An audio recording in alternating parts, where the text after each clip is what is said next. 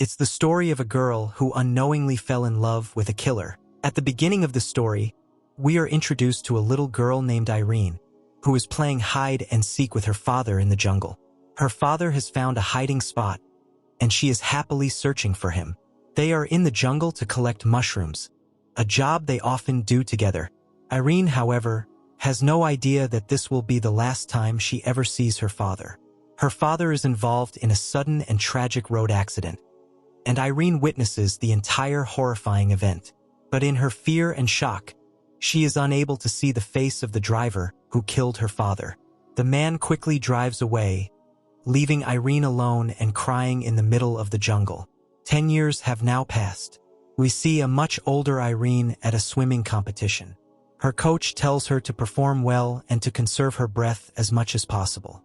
Irene puts in a strong effort during the race, but she loses to her opponent by a few microseconds.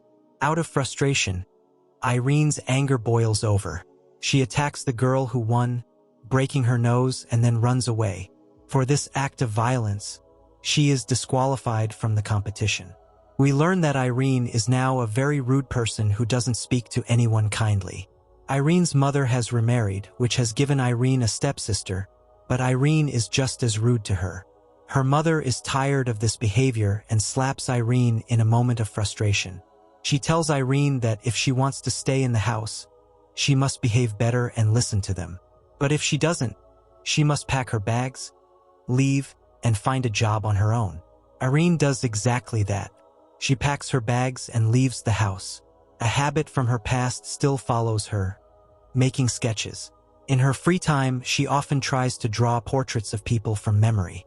The reason for this peculiar habit will be revealed later in the film.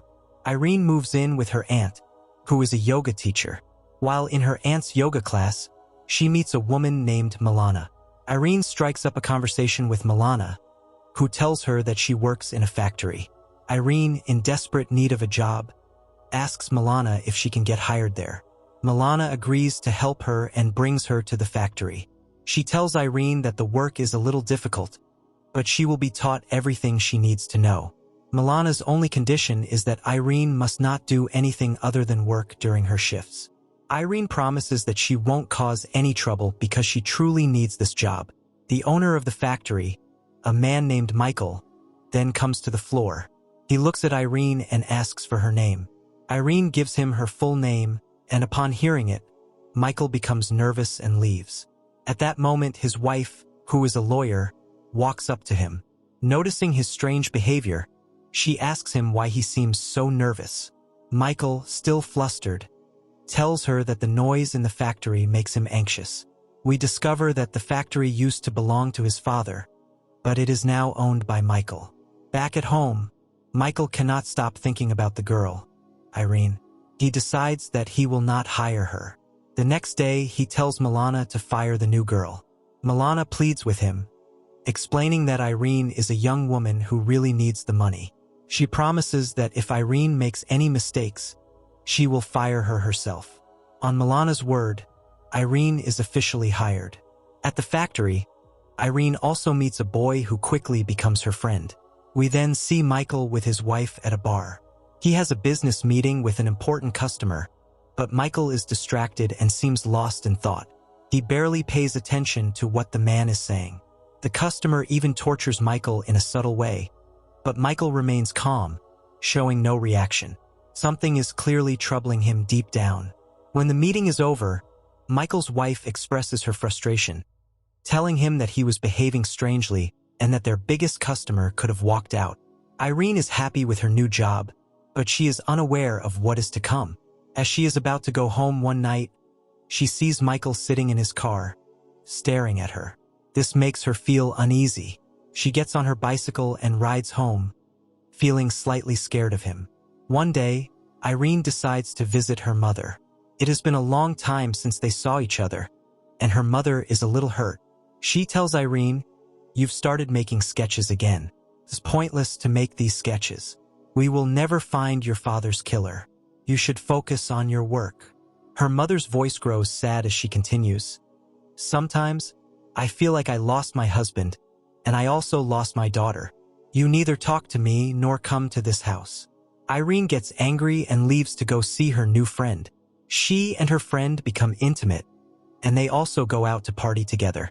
Irene works hard at the factory, and whenever she has some free time, she goes swimming. Her friendship with the boy continues to grow. One day at work, the boy calls Irene, but she needs to ask for a leave to go see him.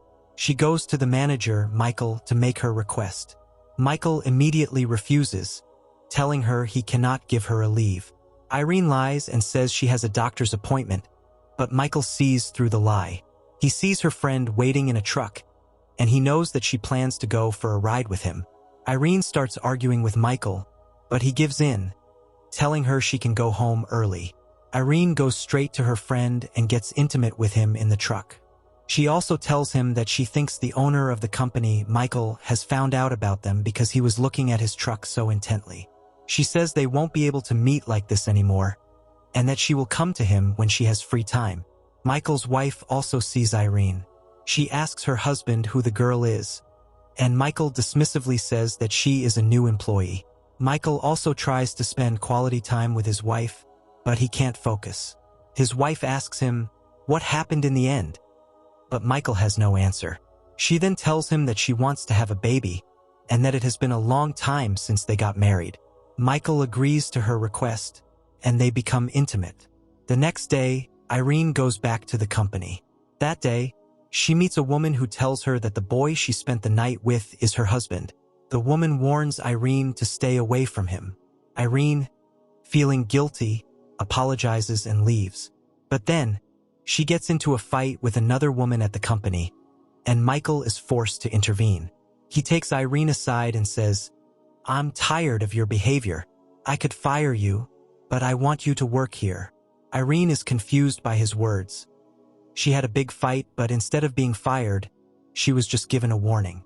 That night, as Irene is cycling home, she sees Michael following her in his car. Irene, who is aware of this, stops her bicycle and gets into his car. She confronts him, asking why he is following her. She tells him that she thinks he is going to do something bad to her. She then takes off her clothes and tries to force herself on Michael. But Michael stops her, saying, "I didn't mean to do that. I just wanted to make sure you got home safely. I won't do anything like that to you." Michael takes Irene to a cafe, where they eat and talk for a long time. Michael says that he knows she used to be a swimmer, and asks why she stopped. Irene is surprised that he knows so much about her, but Michael explains that he checks the background of all his employees. Irene says that she stopped swimming because she felt she didn't belong with the other swimmers. By this point, Michael has developed feelings for Irene, despite being married. He tells her to come to the company after an hour, and he will take her somewhere. He brings Irene to a broken-down little house on a beach. He tells her that he wants to open his own restaurant there, because it's his dream. He says that he only manages the company because it was his father's, and he doesn't really know how to run it. In this way, Michael and Irene's friendship deepens. Irene starts making sketches again, and Michael asks her why. She tells him that she is trying to remember the face of the man who killed her father all those years ago. 10 years have passed, but she still cannot remember the face, and she cannot forget what happened. The next day, Irene goes to see a detective and asks if he has found her father's killer. The detective tells her that after 10 years, they still have no leads. He has looked at all the CCTV footage, but he has never seen the man who killed her father. This makes Irene very sad. The next day, she wants to go see Michael, but he tells her he doesn't have time for her and leaves.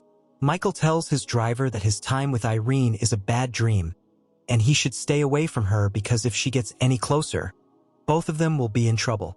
For a few days, they don't speak to each other. But one day, Michael comes to the place where Irene is swimming. He has brought a dress for her. Irene puts it on in his car, and their friendship deepens once again. They stay out late, playing together and enjoying each other's company. It is the first time Irene has seen Michael smile, a detail she doesn't miss. With each passing day, their bond becomes stronger. We learn that Irene has fallen in love with Michael, but Michael is still hesitant. One day, his wife notices that something is going on between them. She gets all of Irene's information and confronts Michael. She asks him why he hired Irene and what she is doing in his company. Michael says that Irene needed a job and he wanted to help her, and that there is nothing going on between them. But at the same time, Michael continues to meet with Irene. Irene tells him that she has a swimming competition coming up and she wants him to be there. Michael says yes, but he also tells her that he needs to stay away from his wife. When he goes home, his wife is waiting for him. She tells him that she is pregnant. Michael is happy, but also conflicted. His wife sees his ambivalence and says, "I know you're not happy about this, because you never wanted a baby. But why are you also cheating on me? You see that girl every day, and I think you both have slept together." Michael apologizes and tells his wife that he ruined that girl's life and now he wants to make it better to get rid of his guilt. A few days later, Irene's swimming competition takes place.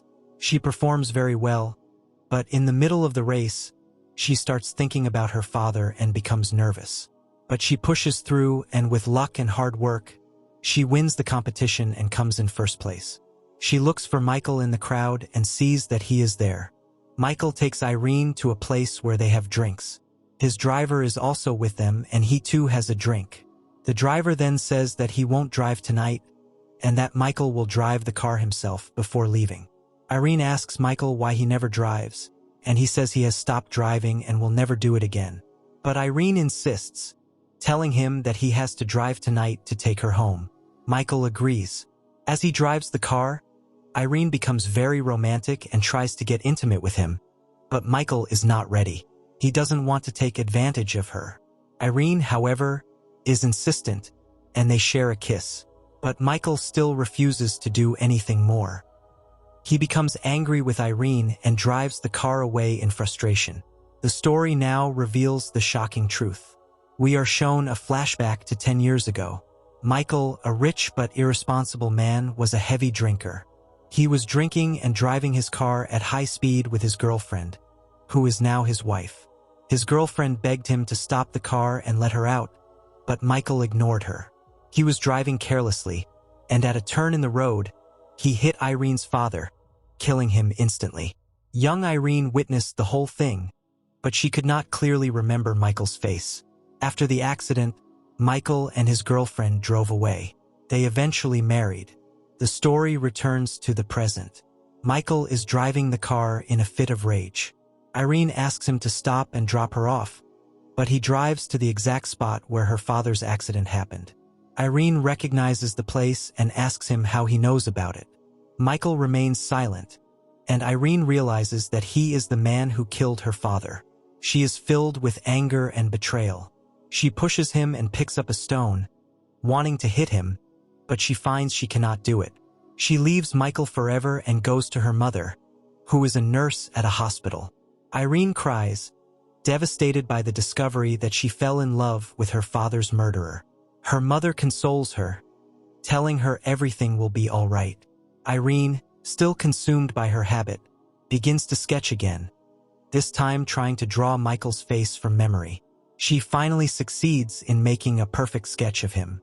But she knows that it is useless now, because she cannot bring herself to have him punished. 5 years later, we see Irene. She has opened her own swimming school and is teaching children how to swim. Her younger sister is with her, and they are talking. She sees a restaurant near the sea and understands that it belongs to Michael. He has even named it as she suggested. We see Michael busy at his restaurant, perhaps having left his company to follow his dream. Just then, Irene walks up to him and smiles. It is a sign that maybe she has forgiven him and will spend the rest of her life with him. With this hopeful ending, the movie concludes. I hope you enjoyed this explanation. If you did, please subscribe to the channel for more movie explanations. Until then, be happy and take care of yourself. Thank you for watching.